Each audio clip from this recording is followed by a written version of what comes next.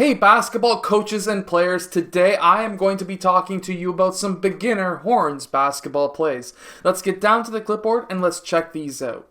Okay, so in this first play we are running up against a man-to-man defense, and what we are going to have is some pin down screens, or I should say corner pin down screens for players 2 and 3. Now, after those screens happen, I want to see player 2 and 3 both popping up to the wing, which is the free throw line extended.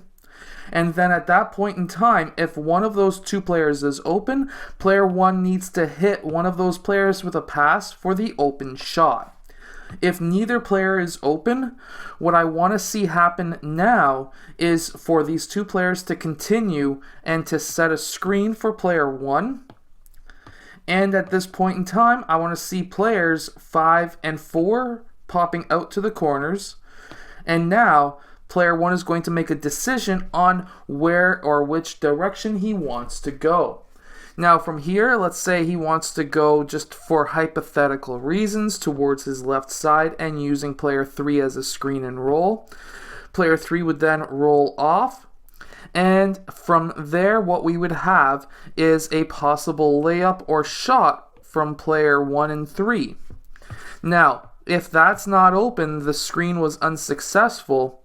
What we are going to have now is player 5 popping up, player 3 going out towards that corner, and now we are in a 5-out. I always like to finish my set plays in a 5-out. Now, if you're looking for the complete guide to the 5-out basketball offense, make sure to go check out the complete guide for the 5-out basketball offense down in the description below.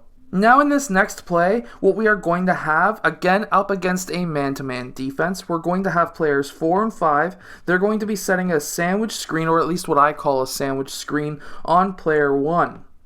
Now from there, after that screen, player 1 is going to make a decision. He's going to go left or right.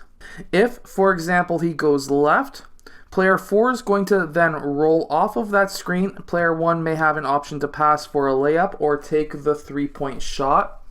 If neither of those options are open and he is totally and covered, same as player 4, I now want to see player 4 setting a screen away for player 3, player 5 to pop out, and player 2 to set a screen for player 1.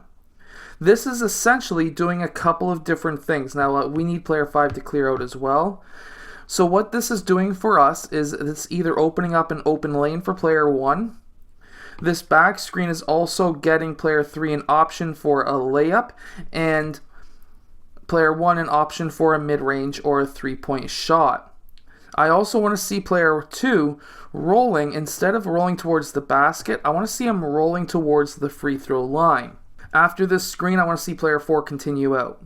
Now, at this point, player 1 has the option for player 3, the option to shoot, the option for player 2, and if either of these players get that ball and they don't have an open shot because a player left on the other side, they can kick the ball out for a 3.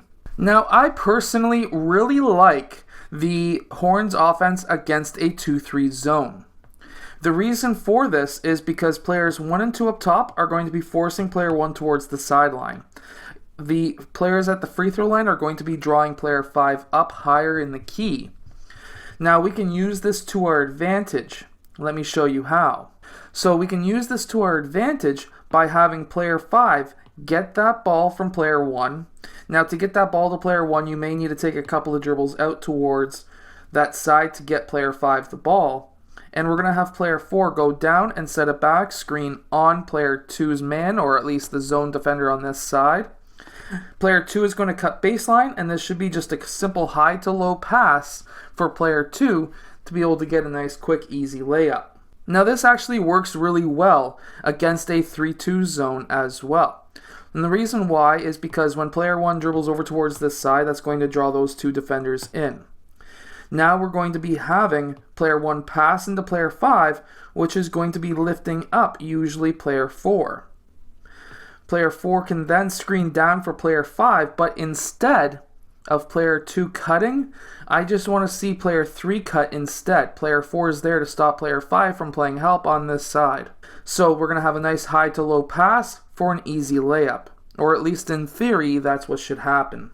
player 4 doesn't pop up, and we now have player 2 dipping down, what I want to see happen is player 4 still setting that screen on player 5, but instead I'm going to have player 2 cut up to the free throw line extended on this side, and that's going to be a nice easy pass out for a 3-point shot. Of course, at the same time, when player 2 is cutting through, we may have already player 4 playing a bit wide to guard player 3, so when player 2 is cutting through, he still may be open in the key for a nice quick easy mid-range or in-key shot. Now, one last play that I really like that is super simple is for player 4 to go set a screen on player 5, player 1 to dribble over towards this side. Player 5 is then going to use that screen cut towards the basket. We're going to be passing in for a layup. Of course, if the help side comes down to defend player 5, he can kick it out for a 3-point shot. I hope that these plays help your team win more games. If they do, hit that like button and subscribe. Make sure to go check out my complete guide to the 5-out offense, as well as my unbeatable and perimeter basketball defense books down in the description below.